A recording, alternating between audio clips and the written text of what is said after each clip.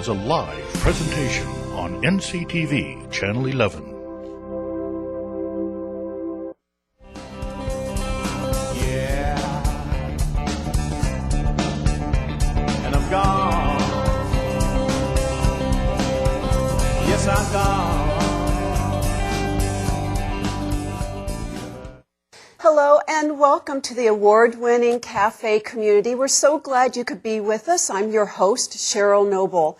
And as you know, our program looks at people and businesses who make a difference in our community, as well as our incredible resources to help us survive and thrive together. My guests tonight all bring different resources to the program, and they reach out to a portion of our community who are more disadvantaged. And that includes seniors, those who are disabled, even our four-legged furry friends, and even children who are at risk. So we have a really great, valuable, and informative program for you tonight. So let's get started.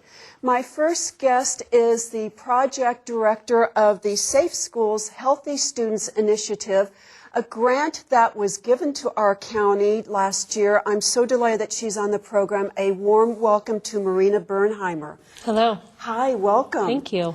This is Safe Schools Healthy Students, a grant, a federal grant that we got a year ago. Tell us a little bit of the background, and we're one of the 30 counties that got it in the country. Right. This is great. Right. We were actually, thanks Cheryl, it's a pleasure to be here. We were actually funded in Nevada County in 2009. This is a federal initiative, as you said, that's been funded. Different counties throughout the nation have been funded every year since 1999, and about 30 counties each year. And as you said, in 2009, there were 422 applicants for this funding around the country, and 29 counties were awarded. Nevada County was one of them. One of the lucky ones. Right. How did the initiative get started, or what was the real motivation behind that? So the Columbine school shootings were actually what started this initiative. And at the time, Janet Reno, when Columbine happened, you probably remember there was actually sort of a spate of school shootings around that time. Right. And it was the first time we had seen anything like that in our country. And it became very clear to the feds and to everybody else that there was some children's mental health needs that were going unaddressed. Right. And so what's really interesting and unique about this is Janet Reno brought into a room the head of the Department of Education, Department of Justice, Juvenile Justice, and Health and Human Services at the federal level, and really demanded that they collaborate.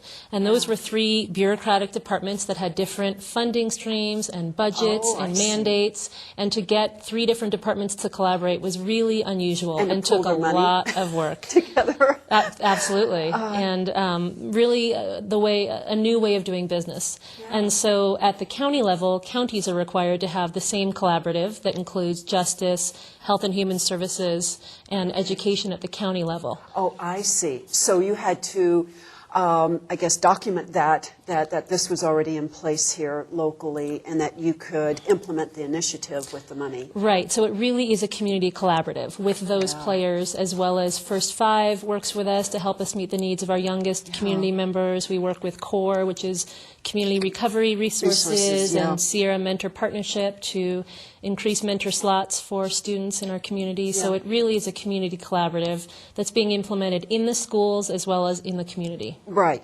Services outside the school. Right. And then, does some of your funding then help these agencies provide money for their programs that they've got lined up? Yes, absolutely. Okay. So we're contracting. We have DVSAC, our local Domestic Violence Sexual Assault Coalition, and we're funding them to implement an evidence-based program called Girls Circle and Boys Council, which is a really wonderful program in middle schools that helps students develop resiliency and talk about healthy relationships and real social emotional learning. And so that had been happening through DVSAC, and with these dollars we were able to really expand the numbers of classes being held. And there are many other examples. We're doing that with CORE as well. And I saw the Friendship Club, The Friendship which Club. is at-risk young women. Right, and Big Brothers Big Sisters are both receiving funds to increase the number of slots for students to become mentees, as well as to increase their capacity to recruit more mentors and really increase their training. And Then are there also there's the services to help the children, kids who are at risk.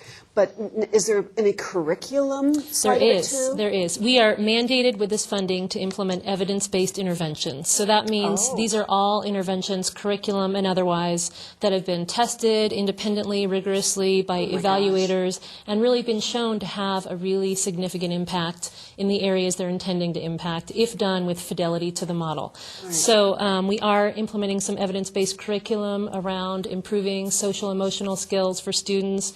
We're doing a countywide bullying reduction program in all of our schools, which is a really exciting program. And it's very topical now, or very now. This is what That's right. So many communities are dealing with. And about how many children would you say are being provided, utilizing the service? We're implementing in 10 school districts, all of them countywide in western Nevada County, and every one of them is implementing some of our programs, whether it's Olveus or another social emotional program called Second Step and Steps to Respect that also works on social emotional skills, things like teaching empathy to students, which researchers learned recently is actually not an innate skill, but a learned skill. So things like that happening in the classroom, and it's countywide, it's universal. Gosh. So really a lot. Touching all students, but with more intensive services for those students who have higher level of need. Right. Before we're kind of getting down to our last couple minutes, one of the big programs that you fund are the Family Resource Centers, and we've had two on the program, Diane Pasquini and Casey McCormick from Penn Valley, and Diane was from the Ridge. Right. These are also services that parents can take advantage. Right. So it's not just the children. That's right. So the Family Resource Centers were placed on 3 different schools in western Nevada County based on rates of free and reduced lunches. So that suggests those are in areas that had a higher level of need. We have clothes closets and food pantries and parenting classes and behavioral health therapists. And it's free. Everything is free. Yeah, fabulous. Yeah. And what's unique about them, too, is each one of the centers speaks to their neighborhood needs. That's right. And so they provide what their broader neighborhood needs. That's right. That's right. They all address core needs like food and shelter, but then each one of them definitely reflects the unique communities they're in, as they should. A Family Resource Center really should reflect the unique needs and identities of each of those communities, and these really do. Well, we've got 3 more years left on the program, so absolutely wonderful, valuable, great service, good to know, and we're so fortunate in our community to have this. We are, absolutely. Thank you so much, Marina, You're for welcome. coming on the program. Hope you can come back and give us an update. I would love to. Thank you very much. Fill us in. So thank you. Okay, we're going to take our first break, so stick around while I bring up my next guest.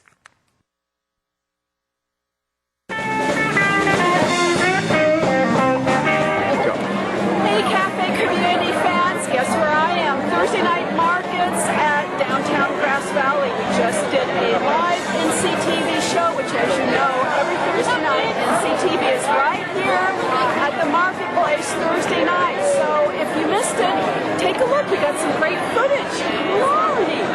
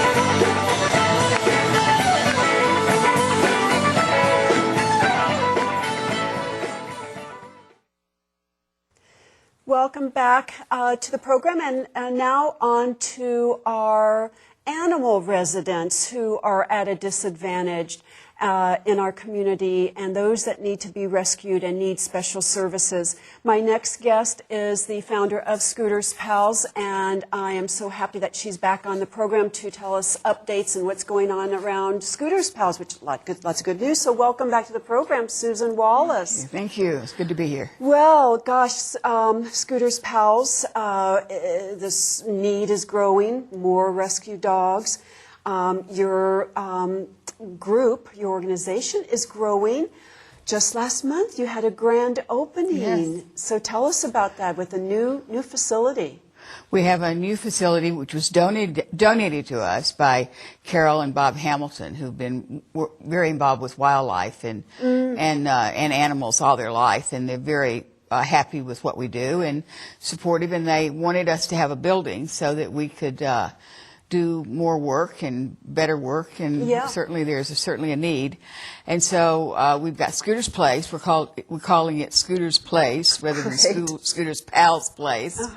And it's at 139 Jaworski. We're open Tuesday through Saturday at a regular time, so people can kind of depend and rely upon us always there between 10 and 2. Right. We're there a lot other times, but we are always there between 10 and 2, between Tuesday through Saturday. Well, how fortunate, what compassionate people we have in our community to donate the space. It's a beautiful space. I've been there. The community book swap that I do once a month. Thank you so much for even extending that space to us. It's so beautiful. And location, it's right on the corner of Maltman and Jaworski, right there at the intersection. Great place. Yeah. And it's you should have seen it before, where our volunteers painted it and tiled it and spruced it up. It was a little raggedy, but it looks great now. Great transformation. We've got some photos rolling too, and we have some photos of the grand opening. So that's one piece of good news. You have an administrative office where you can pass out information, and look at that. That must be the grand opening. Yeah, and of course you had some VIP furry friends there. Is that where those who, I want to get into fostering. So that's where some people can find out about fostering. They can pick up, is there some Food, essential things they need, collars. We also have foster people come by. I mean, we see a lot of foster people visit the Scooters Place, and they bring their dogs, and it's really interesting how dogs are territorial. We all know we have dogs who are territorial about their own yard, but when they're in a collective group of place where they're all together, it's amazing how well they get along. They have nothing to protect. That's right. Theirs. Right. It's all just kind of neutral territory. It's really wonderful to watch them play together. They never met each other, and they sniff and start playing. It's very cool. But this is not a shelter, so you don't board dogs there, right? We don't have a shelter. We hope to, in fact, one of the things I wanted to talk about tonight was our plans for wanting to do that. So I'm always believing that if we talk about this enough, somebody will hear it and get an idea and figure out a way to help us do it. We take dogs, and we're completely reliant on foster homes and to be able to rescue dogs before they're put to sleep wherever they are scheduled. We have a great record here in our county shelter. And there are dogs all over, and we also have a lot of volunteers in the Sacramento and Valley Basin where they're just where people want to help dogs. They've found us, and we found them, and we try to work collaboratively together. Right. We don't pay any salaries, and we're somewhat unique in that regard, which is why I look like this. I mean, I'm feeling slightly stressed because the more dogs we save, kind of the more exponentially that's sweet. The more fallout that's Pugsley. That is the blind pug that Carol Hamilton and Bob Hamilton adopted. And there's nothing wrong with this dog. I mean, all he needed was love and good food, and for people not to think there was anything wrong with him because he couldn't see. And he was scheduled to be put down. Right. Because, he's happy. It's actually a wonderful thing. So with regards to looking for shelter space, a piece of land that you can build? We don't want to make this complicated. I know there are much more prestigious and thorough and probably better things to do, but we'd like to start where we can manage this. First, we need a place where we're not so reliant on boarding or fosters if something happens. For instance, we get a lot of fosters that mean well, and then their Aunt Tilly gets sick and they have to leave town, and here. So it's very transient. And I go, what do you mean here? I mean, so we're always kind of scrambling with that. Right. And if we had a place with more stability. With some stability for intake, more evaluation, and part sanctuary. We have taken dogs that are not going to ever be adoptable or are very slow. We had a diabetic pit that took me 1.5 years to find her a good home. She's a perfect home with a nurse in Michigan. Oh, gosh. That doesn't see giving her insulin shots every day is a big deal. I mean, it's a matter of matching the need to the person. It's a Right, the personalities and what their nurturing care level is. And the Internet's really been a godsend for this. Right. I mean, it gets the word out, and it can reach people from across the country. So we're not just limited to X number of people in our community. It opens up the world. Well, we try to take locally. We try to help people rehome their dogs here. We tell people if they can keep their dogs safe, we will basically help them market to find a good home and a good fit for their dog. And if we find a foster home, we also will take the dog in the interim. Like we have military families that move, and we try to find fosters for those dogs. Right. Those dogs then don't go to the shelters here, which is a community. That's a supportive thing to both the shelters and to the community, and of course the dogs. So variety of needs. In our last kind of minute here, want to talk about the fundraiser because your budget keeps growing and growing. You need money for all this. It's Thursday evening at the California Organic Grill. Tell us about Dining for Dogs. There's the poster. 20% of the proceeds for the restaurant, including takeout or carryout, goes to Scooter's Pals this Thursday all day, lunch, breakfast, dinner. And we're going to have a small table of auction items if somebody wants to, no need to do that, but if you look and see something, then we get all the proceeds from that if you choose to. Great. So we're having a raffle. In fact, if you come and you say Scooter said, you get a raffle you ticket. Get 2 raffle tickets, and you get drawing for doing nothing but showing up and having a meal. Well, please go to California Organics on Thursday. Support the rescue dogs and Scooter's Pals. And Susan, we're out of time. Thank you so much. Lots of good things are happening, but you got to keep moving forward. So hope you can come back and give us an update. I'm looking forward. All right. Thank you, Susan. All right. We are going to take our next break. I've got more guests coming up soon, so stick around.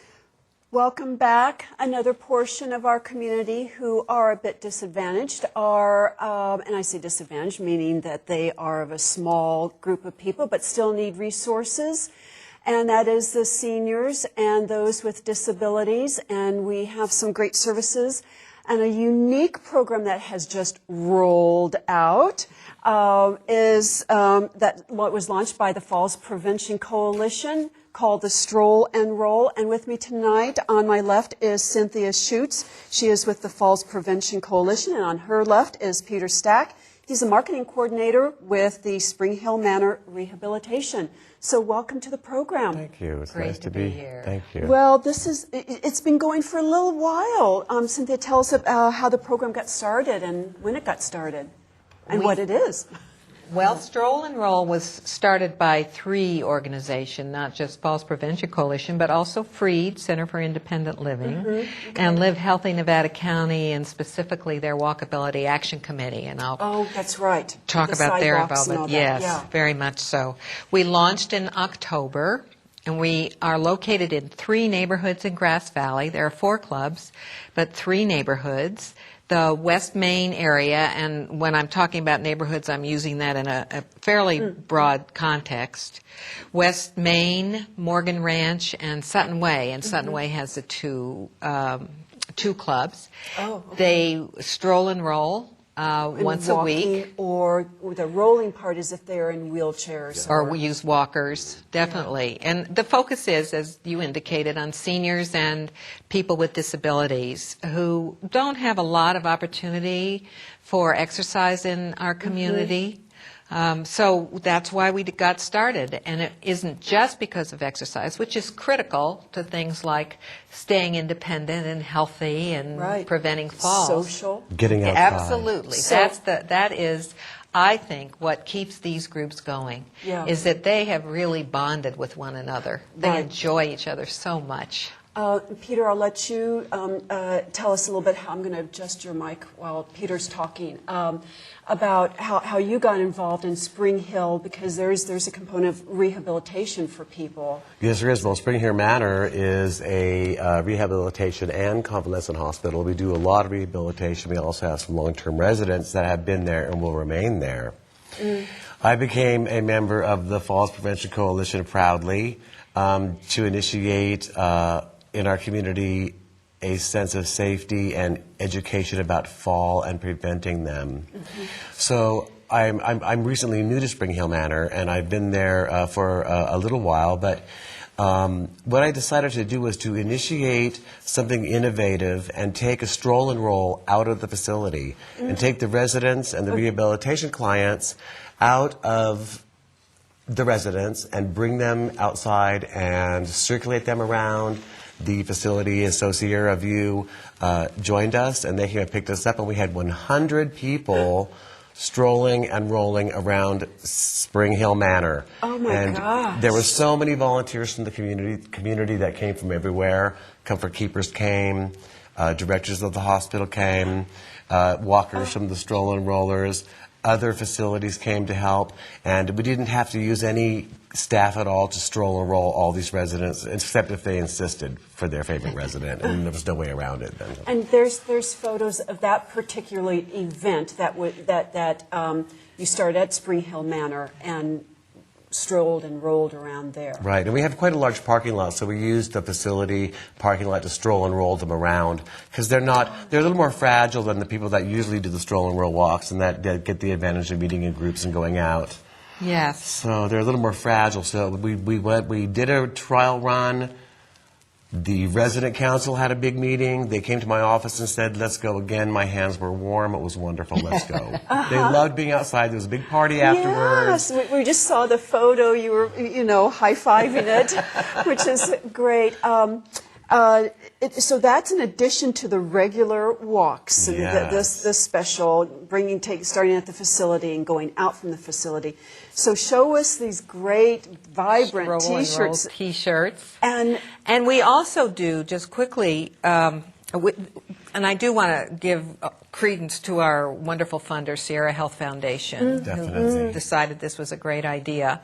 We try to do special events too. We bring all the clubs together occasionally, every other month perhaps, and stroll and roll together. We're collaborating with Gold Country Stage, and people are taking public transportation. The first one we did was to Western Gateway Park.